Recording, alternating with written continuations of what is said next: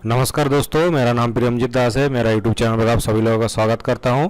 देखिए, आज एक नया वैकेंसी निकला है जो कि आपका सीबीएसई का वैकेंसी है, जो कि बहुत ही बढ़िया वैकेंसी आया है और बहुत साल बाद आया है। ठीक है, ये वैकेंसी हर साल या फिर हर रोज़ नहीं आता है। तो मेरे तरफ से मैं यही बोलूँगा कि हाँ, आप सब लोग इसको अप्लाई करिए। तो अप्लाई करने से पहले इसको ध्यान से पूरा डिटेल्स इसको सुन लीजिए। ठीक है, जिसको मालूम है बहुत ही बढ़िया, और जिसको मालूम नहीं है, जो लोग ये वीडियो देखना चाहते हैं, मैं उसको रिक्वेस्ट करूंगा कि पूरा वीडियो ध्यान से सुनिएगा। ठीक है, यहाँ पर देखिए बहुत सारा वैकेंसी निकला है आपका ग्रुप ए। ठीक है, group A, group B, group C. ठीक है, बहुत सारा वैकेंसी है, लेकिन सबका criteria, educational qualification and exam pattern सबका अलग अलग होगा। ठीक है, तो इसीलिए मैं आप लोगों का रिक्वेस्ट कर रहा हूँ कि ध्यान से इस वीडियो को बारीकी से सुनिएगा। तो चलिए, सबसे पहले देखिए आपका सीबीएसई बोर्ड का निकला है। तो सबसे पहले देखिए यहाँ आपका असिस्टेंट सेक्रेटरी एडमिनिस्ट्रेशन, फिर आपका असिस्टेंट सेक्रेटरी एकेडमिक्स, फिर आपका असिस्टेंट सेक्रेटरी स्किल एजुकेशन। ठीक है, देखिए असिस्टेंट सेक्रेटरी बहुत ही बढ़िया ग्रुप ए वाला पोस्ट है। ठीक है, मतलब आपके पास एक गैजेटेड सिग्नेचर होगा, आपके पास गैजेटेड ऑफिसर का तरह आपका पास पावर होगा। ठीक है, आप असिस्टेंट है सेक्रेटरी, तो बहुत ही बढ़िया आपका अपॉर्चुनिटी है ये वाला। फिर देखिए आपका यहाँ पर अकाउंट्स ऑफिसर। ठीक है, फिर देखिए यहाँ पर जूनियर इंजीनियर, जो इंजीनियर है, ठीक है, जिन लोग कंपनी में जॉब कर रहे हैं उनके लिए भी एक बहुत ही बड़ी अपॉर्चुनिटी है कि आप लोग गवर्नमेंट जॉब पर अप्लाई कर सकते हैं। क्योंकि जो लोग भी इंजीनियर पास कर रहे हैं, सिविल हो या फिर इलेक्ट्रिकल या फिर मैकेनिकल, जो भी स्ट्रीम से आ रहे हैं, उन लोग सभी आईटी में जा रहे हैं। ठीक है, तो उनके लिए यहाँ पर बहुत ही बड़ी अपॉर्चुनिटी है। आप लोग यहाँ पर गवर्नमेंट अपॉर्चुनिटी है, अप्लाई कर सकते हैं। तो आप लोग भी देखिएगा इस वीडियो को। फिर देखिए यहाँ पर आपका जूनियर ट्रांसलेटर ऑफिसर, फिर आपका अकाउंटेंट, फिर आपका जूनियर अकाउंटेंट। ओके, तो ये सब बेसिक वाला पोस्ट है, लेकिन यहाँ पर सबसे बढ़िया वाला जो भी पोस्ट है यहाँ पर ग्रुप ए वाला। ठीक है, तो इसके लिए देखिए आपका कोई भी एक्सपीरियंस नहीं मांग रहा है, आप डायरेक्ट फ्रेशर्स भी अप्लाई कर सकते हैं, कोई दिक्कत वाला बात है नहीं। तो आगे चल के हम देखेंगे। तो देखिए यहाँ पर आपका ऑफिशियल वेबसाइट दिया गया है cbse.nic.in, और आप मेरा चैनल से इस वीडियो को देखने के बाद डिस्क्रिप्शन बॉक्स में जाएंगे तो वहाँ पर देखिएगा एक लिंक है, उस लिंक को क्लिक करके आप डायरेक्ट वहाँ पर अप्लाई कर सकते हैं। लेकिन अप्लाई करने से पहले इसको ध्यान से सुन लीजिएगा मैं जो बोल रहा हूँ। तो चलिए देखिए, यहाँ पर वही एक ही बात है, जो आपका पोस्ट था मैंने पहले आपको बोला है। और यहाँ पर देखिए पोस्ट कोड। ठीक है, इसको आपको ध्यान रखते हुए अप्लाई करना पड़ेगा। अगर आप मान के चलिए कि आप एक साथ बहुत सारा पोस्ट अप्लाई कर रहे हैं तो वो नहीं होगा, आपको किसी एक ही पोस्ट में अप्लाई करना पड़ेगा। ठीक है, आप एक साथ बहुत सारा पोस्ट को अप्लाई नहीं कर सकते हैं, किसी एक ही पोस्ट को आप अप्लाई कर सकते हैं। तो इसीलिए मैं आपका पोस्ट कोड जो भी है इसको ध्यान में रखते हुए अप्लाई करना पड़ेगा।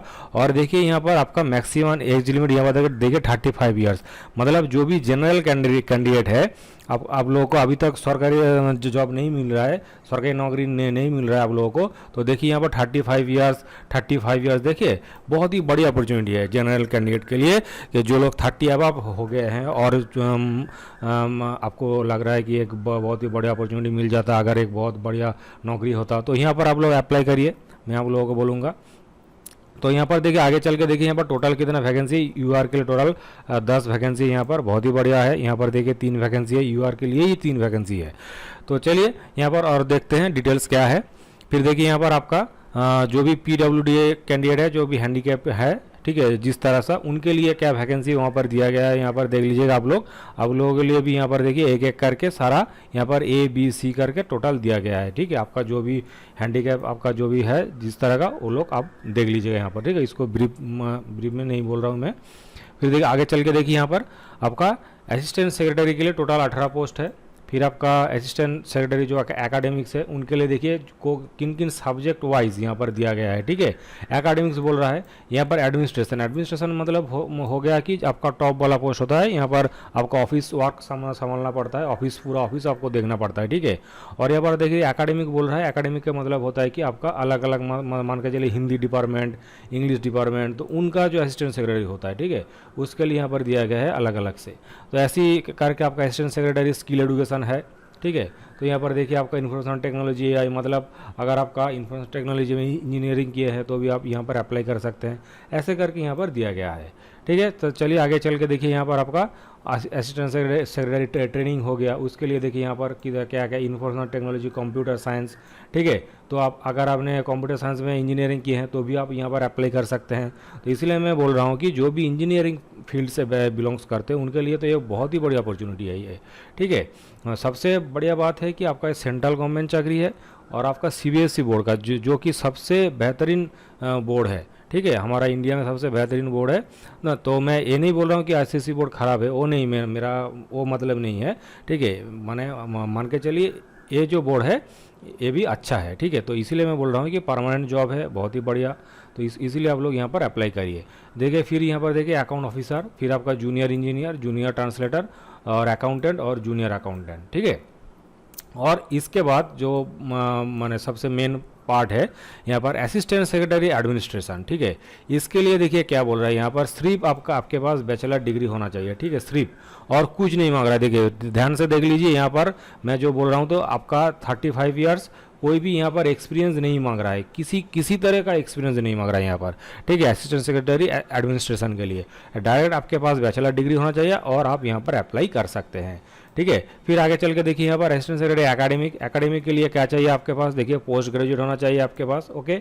उसके बाद आपका बीएड होना चाहिए, उसके बाद आपका नेट या फिर SLET पर और इक्विवेलेंट पर आपका डॉक्टरेट डिग्री होना चाहिए, ठीक है। ये आपका 3 एसेंशियल क्वालिफिकेशन है। उसके बाद अगर ये आपका पास होगा तो बढ़िया बात है, अगर नहीं है तो कोई बात नहीं, डिजायरेबल बोल रहा है, ठीक है। अगर आपके पास एमएड और एमफिल और या फिर आपके पास अदर्स कोई क्वालिफिकेशन है तो बढ़िया बात है, नहीं तो आपका ये जो 3 है ये आपके पास होना ही चाहिए, ठीक है, एकेडमिक के लिए, ठीक है। एकेडमिक के लिए ये मैंडेटरी है, लेकिन अगर आप एडमिनिस्ट्रेशन से इसको फिलअप कर रहे हैं तो इसके लिए सिर्फ आपको बैचलर डिग्री ही चाहिए। तो आगे चल के देखिए यहाँ पर आपका असिस्टेंट सेक्रेटरी स्किल एजुकेशन, इसके लिए आपका एसेंशियल क्या बोल रहा है कि पोस्ट ग्रेजुएट डिग्री होना चाहिए आपके पास, ठीक है, पोस्ट ग्रेजुएट मास्टर डिग्री होना चाहिए, बस सिंपल मास्टर डिग्री, इसके लिए आप यहाँ पर अप्लाई कर सकते हैं।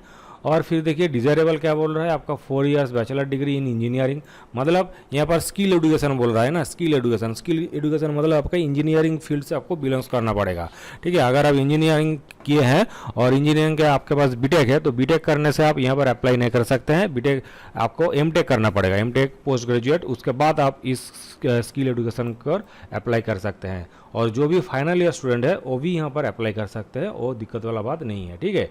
फिर चल के देखिए यहाँ पर आपका ट्रेनिंग, असिस्टेंट सेक्रेटरी ट्रेनिंग, तो इसके लिए देखिए आप फिर भी आपका पोस्ट ग्रेजुएट, फिर बीएड, फिर आपका नेट SLST जो पहला वाला था वही वाला पोस्ट, ये आपका एसेंशियल है, मतलब आपका ये होना ही चाहिए, ठीक है।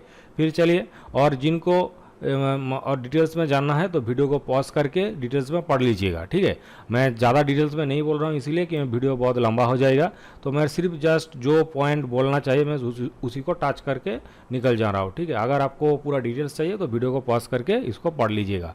फिर देखिए आपका अकाउंट्स ऑफिसर, मतलब जाहिर सी बात है आपको यहाँ पर अकाउंटेंसी में आपका बैचलर डिग्री होना चाहिए। देखिए अकाउंट्स, फाइनेंस, बिजनेस के लिए, देखिए इकोनॉमिक्स में, कोई भी कॉमर्स में अगर आपके पास बैचलर डिग्री है तो आप अप्लाई कर सकते हैं। अदरवाइज और बोला है यहाँ पर, देखिए और, ठीक है। तो और आपके पास अगर देखिए यहाँ पर आपका SAS और JAO ऐसे करके जो एग्ज़ाम होता है, ठीक है, अकाउंटेंट ऑडिट, तो इसमें अगर आप सर्विस कर रहे हैं तो भी आप यहाँ पर अप्लाई कर सकते हैं, ठीक है, कोई बात नहीं है। फिर आपके पास अगर पोस्ट ग्रेजुएट डिग्री है जो कॉमर्स अकाउंट्स में तो भी आप यहाँ पर अप्लाई कर सकते हैं। या फिर आपके पास MBA है फाइनेंस में, ठीक है, बहुत लोग फाइनेंस में MBA भी करते हैं तो वो लोग भी यहाँ पर अप्लाई कर सकते हैं, ठीक है। देखिए यहाँ पर आपका 35 ईयर्स मैक्सिमम एज है, तो बहुत ही बढ़िया अपॉर्चुनिटी है। फिर देखिए आगे चल के यहाँ पर जूनियर इंजीनियर के लिए देखिए सिर्फ आपके पास बीटेक डिग्री होना चाहिए, बीटेक डिग्री होने पर ही आप यहाँ पर अप्लाई कर सकते हैं, जो कि आपका 32 ईयर्स यहाँ पर दिया गया है, ठीक है। यहाँ पर देखिए कोई भी यहाँ पर आपका और अदर्स क्वालिफिकेशन नहीं है, तो मेरे हिसाब से जूनियर इंजीनियर वाला पोस्ट और जो आपका एडमिनिस्ट्रेशन वाला जो पोस्ट है वो बहुत ही बढ़िया है, क्योंकि आपके पास सिर्फ डिग्री माने ग्रेजुएट डिग्री होने पर ही आप यहाँ पर अप्लाई कर सकते हैं। तो ये वाला पोस्ट आप जरूर इसको अप्लाई करिए, ठीक है। फिर आगे चल के देखिए जूनियर ट्रांसलेटर ऑफिसर है, तो इनके लिए देखिए बहुत सारा यहाँ पर दिया गया है, तो इसको ध्यान से पढ़ लीजिएगा। यहाँ पर देखिए और करके बोला है, ठीक है, मतलब ये सारा जरूरी नहीं है, इनमें से कोई एक डिग्री अगर आपके पास है तो ही आप अप्लाई कर सकते हैं, ठीक है। देखिए यहाँ पर 1 2 3 4, 5, 6 दिया गया है। तो इनमें से कोई भी एक डिग्री आपके पास है तो आप यहाँ पर अप्लाई कर सकते हैं। ठीक है, तो आगे चल के देखिए यहाँ पर आपका अकाउंटेंट के लिए देखिए यहाँ पर bachelor degree from a recognised university with economics या फिर कॉमर्स या फिर अकाउंटेंट्स में आपके पास यहाँ पर डिग्री होना चाहिए, तो ये आप यहाँ पर अप्लाई कर सकते हैं। और इसके साथ देखिए यहाँ पर आपका टाइपिंग स्पीड भी लगेगा यहाँ पर। ठीक है, टाइपिंग स्पीड भी यहाँ पर जरूरी है, क्योंकि आप अकाउंटेंट है, ग्रुप सी वाला पोस्ट है, मतलब मान के MTS वाला पोस्ट है। ठीक है, तो इसीलिए आपको यहाँ पर टाइपिंग स्पीड भी दिया जाएगा और इसका भी एक टेस्ट होगा आपके पास। फिर आपको देखिए जूनियर अकाउंटेंट, ये भी आपका ग्रुप सी वाला पोस्ट है, तो इसके लिए भी यहाँ पर देखिए आपका टाइपिंग यहाँ पर टेस्ट होगा और आपको HS पास होना चाहिए, 12th क्लास आपका पास होना चाहिए। ठीक है, तो ये हो गया आपका क्वालिफिकेशन। उसके बाद देखिए यहाँ पर एज जो भी यहाँ पर देखिए यहाँ पर 27 ईयर्स है। ठीक है, ये आपका जनरल, जो भी यहाँ पर एज देख रहे हैं ये सब जनरल कैंडिडेट के लिए यहाँ पर एज दिया गया है। और एज का जो छूट दिया जाता है SC ST OBC, तो इनके लिए जो एज का छूट दिया जाता है वो आपका गवर्नमेंट नॉर्म्स के हिसाब से होता है। ठीक है, SC ST के लिए आपका 5 ईयर्स रहता है। ठीक है, ऐसे करके जो भी गवर्नमेंट नॉर्म्स है उस हिसाब से आपका यहाँ पर एक्सटेंड होगा। OBC के लिए यहाँ पर 3 साल दिया गया है। आपका PWD है और आपका जनरल कैंडिडेट और PWD है तो भी आपको यहाँ पर 10 साल दिया जाएगा।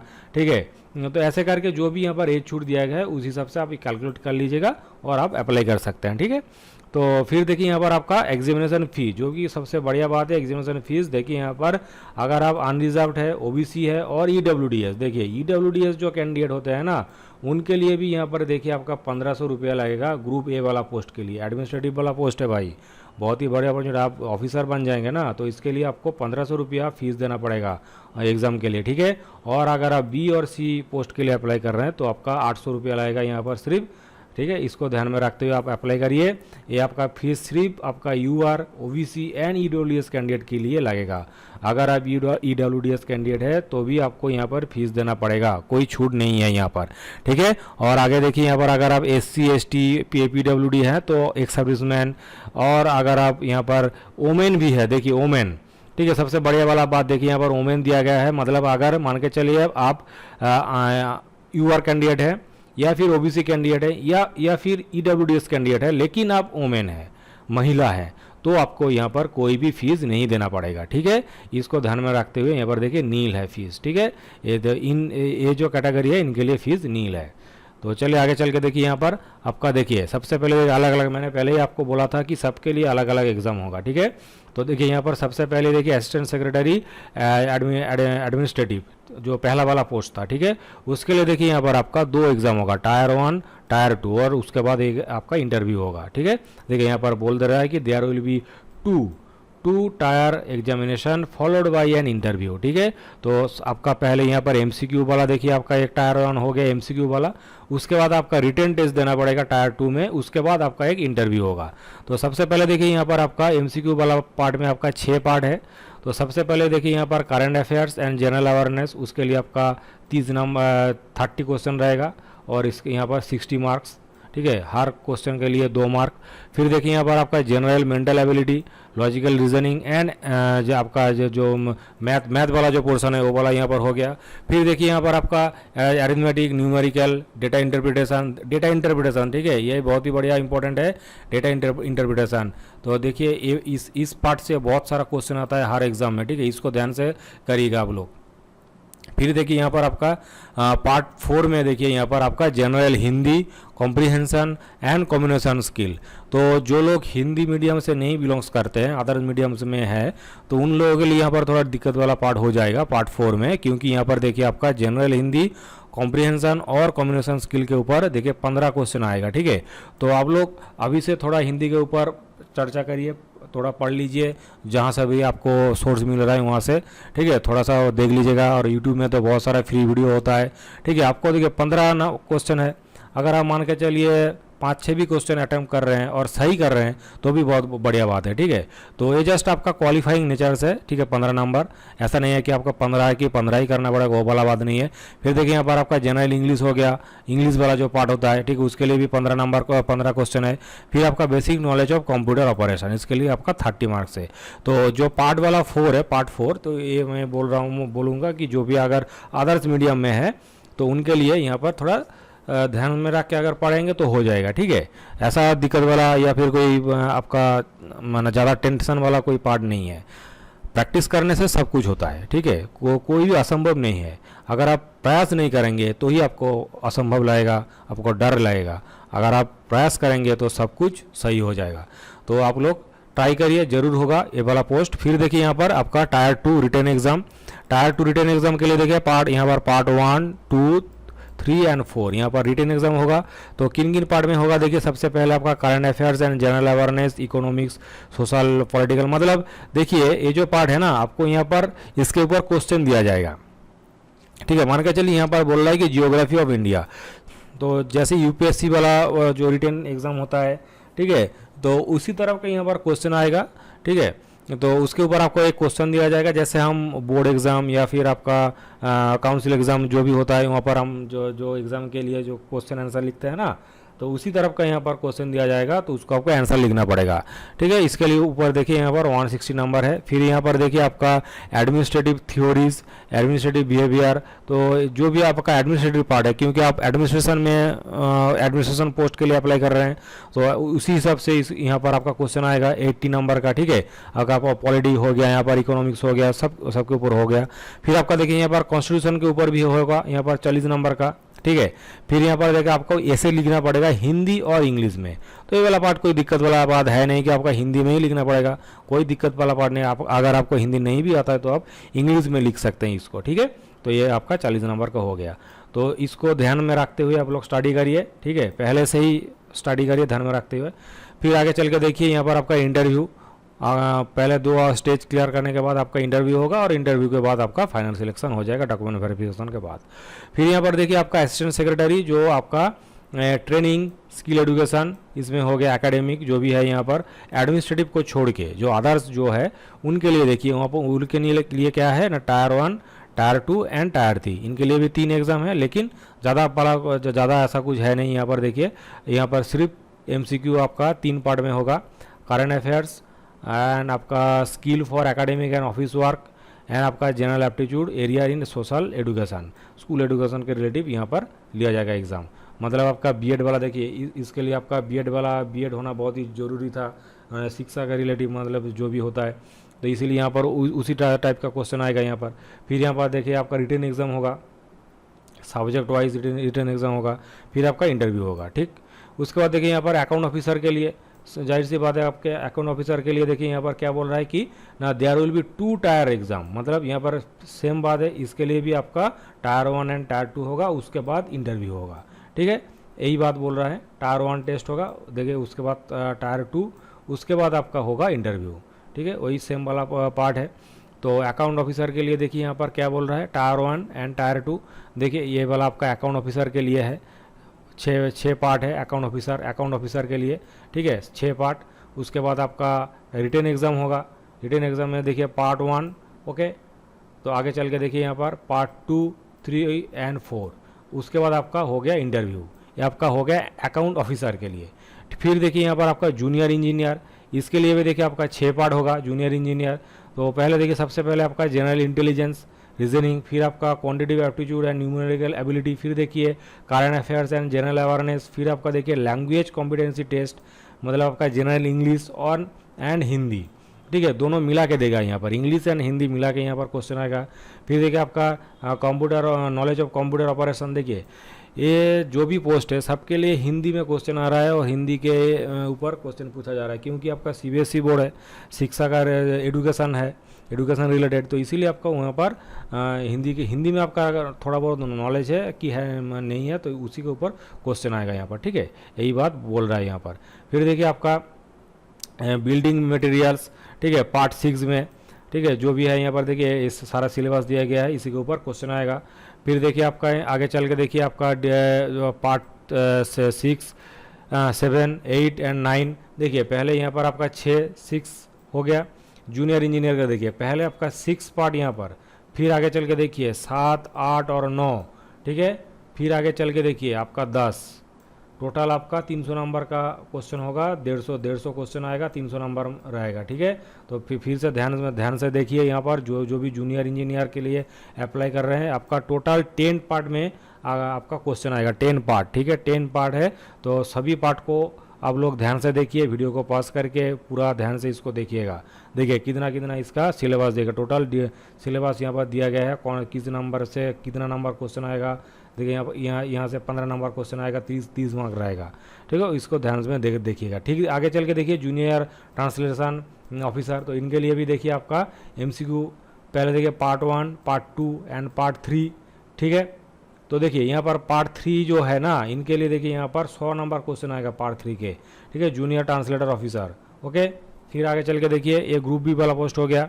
फिर आपका देखिए अकाउंटेंट के लिए आपका टोटल 4 पार्ट है, आपका 150 नंबर का क्वेश्चन आएगा, 300 नंबर रहेगा टोटल, ठीक है। अकाउंटेंट, ठीक है। फिर आगे चल के देखिए यहाँ पर आपका जूनियर अकाउंटेंट के लिए आपका 4 पार्ट है, अकाउंटेंट के लिए आपका 4 पार्ट और जूनियर अकाउंटेंट के लिए भी 4 पार्ट, ओके। लेकिन सिलेबस में थोड़ा बहुत इधर उधर है, ठीक है, ज़्यादा कुछ नहीं है, थोड़ा इधर उधर है। फिर देखिए आगे चल के यहाँ पर आपका criteria for short listed and final selection of the candidate, मतलब ये आपका दिया रहता है, ये ज़्यादा वाला मतलब दिक्कत वाला कोई पार्ट है नहीं, आपको क्वालिफाई करना पड़ता है। ये लोग बोल रहा है कि अगर आप UR से बिलोंग्स करते हैं तो आपको मिनिमम 50% लाना पड़ेगा, तो ये आप पास करेंगे। तो ऐसे बोलने के लिए बात होता है, लेकिन ये आपका काट ऑफ के ऊपर डिपेंड करता है, ठीक है। मतलब आप मान के चलिए 100 नंबर का क्वेश्चन आ रहा है, 100 नंबर का क्वेश्चन हो रहा है, तो आपको मिनिमम 50 लाना है 100 नंबर में, तो ही आप पास करेंगे। लेकिन क्वालिफाई कब करेंगे, जब आप काट ऑफ क्लियर करेंगे तो ही आप क्वालिफाई करेंगे, तो यही बात होता है। तो यहाँ पर देखिए, और यहाँ पर देखिए आपका जो भी junior engineer and junior translator है, इनके लिए सिर्फ आपका एक ही एग्ज़ाम होगा, टायर 1 होगा, ठीक है, टायर 1। तो यही आपका देखिए यहाँ सबसे बढ़िया वाला पोस्ट है, junior engineer and junior translator, इसके लिए सिर्फ एक ही होगा। और जो अदर्स है उनके लिए 3 एग्ज़ाम होगा, tyre 1, tyre 2 and interview, okay. तो इसको ध्यान में रखते हुए इसको फिलअप करिएगा। फिर देखिए आगे चल के यहाँ पर क्या बोल रहा है, expected level of knowledge for conducting examination, मतलब यहाँ पर एक माने ओवरव्यू है आपकी जो भी पोस्ट के लिए अप्लाई कर रहे हैं, तो उनके लिए क्या क्या आपका क्वालिफिकेशन लगेगा। इसके लिए ग्रेजुएशन, यहाँ पर ग्रेजुएशन और पोस्ट ग्रेजुएशन, और ठीक है, ऐसा नहीं है कि आपका पोस्ट ग्रेजुएशन ही जरूरी है, ग्रेजुएशन हो तो भी आप यहाँ पर अप्लाई कर सकते हैं। यहाँ पर देखिए आप HS के ऊपर अप्लाई कर सकते हैं, सीनियर सेकेंडरी के ऊपर अप्लाई कर सकते हैं। तो यहाँ पर एक ओवरव्यू दिया गया है, मैंने पहले भी डिस्क्राइब कर चुका हूँ, और ओवरव्यू है यहाँ पर। और आगे चल के देखिए एग्ज़ाम कहाँ पर होगा, ठीक है, ध्यान में रखिए। सिटीज़ ऑफ एग्जामिनेशन, पूरा इंडिया में हर जगह पर एग्ज़ाम नहीं होगा, माने सभी सिटी में सभी स्टेट में एग्ज़ाम नहीं होगा, तो इसको ध्यान में रखते हुए आप लोग अप्लाई करिए। सबसे पहले देखिए आपका विजयवाड़ा, फिर आपका गुवाहाटी, नॉर्थ ईस्ट वाला साइड में गुवाहाटी में ही सिर्फ होगा, देखिए वहाँ पर, और गुवाहाटी है, और कौन सा स्टेट है, आसाम, ठीक है, गुवाहाटी आसाम स्टेट में है। नॉर्थ ईस्ट में अगर आप कोई अप्लाई कर रहे हैं तो वहाँ पर आपका एक ही एग्ज़ाम सेंटर मिलेगा, वो भी आपका गुवाहाटी में, ठीक है। फिर देखिए यहाँ पर आपका बिहार में सिर्फ आपका पटना में ही होगा, बिहार का, ठीक है, ऑल ओवर बिहार में सिर्फ पटना, ठीक है, कितना बड़ा स्टेट है, लेकिन आपको सिर्फ पटना में ही एग्ज़ाम आना पड़ेगा आपको। फिर देखिए आपका चंडीगढ़ हो गया, दिल्ली, बेंगलोर, फिर आपका यहाँ पर देखिए केरला, फिर आपका देखिए भोपाल, पुणे, भुवनेश्वर, देखिए उड़ीसा में सिर्फ भुवनेश्वर में होगा, देखिए उड़ीसा, ठीक है। फिर देखिए यहाँ पर अजमेर राजस्थान, चेन्नई तमिलनाडु, फिर देखिए UP उत्तर प्रदेश में सिर्फ इलाहाबाद में ही एग्ज़ाम होगा, और उत्तराखंड में आपका देहरादून में सिर्फ यहाँ पर 14 तो सिटी है। और इसके अलावा अगर आप वेस्ट बंगाल से एग्ज़ाम दे रहे हैं तो आपको कोई भी यहाँ पर कोलकाता कोई सिटी नहीं है यहाँ पर, ठीक है, आपको बाहर जाके एग्ज़ाम देना पड़ेगा। जो भी आपका नियरेस्ट हो रहा है तो आप उस हिसाब से आप लोग यहाँ पर अप्लाई करिएगा, ठीक है। देखिए यहाँ पर तमिलनाडु है, साउथ के में देखिए, साउथ में आपका तमिलनाडु है, केरला है, और आपका कर्नाटका हो गया, ओके। और नॉर्थ ईस्ट साइड में आपका सिर्फ आसाम ही मिलेगा, ठीक है। नॉर्थ ईस्ट में जो भी आप दे रहे हैं नॉर्थ ईस्ट स्टेट से, अगर सिक्किम हो गया आपका, त्रिपुरा, नागालैंड, मणिपुर जो भी है, तो आपको सिर्फ आसाम में आके ही एग्ज़ाम देना पड़ेगा। यहाँ पर जम्मू कश्मीर भी नहीं है, तो ये सब दिक्कत वाला पार्ट है। तो आपका जो भी नियरेस्ट सिटी होगा तो वहाँ पर जाकर आप लोग एग्ज़ाम दे दीजिएगा। और जब आप फॉर्म भरेंगे ना तब आपको एग्ज़ाम सेंटर चूज़ करना पड़ेगा सिटी, तो उसको ध्यान रखते हुए एग्ज़ाम भरेगा, ठीक है। तो चलिए आज का वीडियो यहीं तक था। आपका एग्ज़ाम बहुत बढ़िया हो, इसके लिए आपको best of luck. Thank you.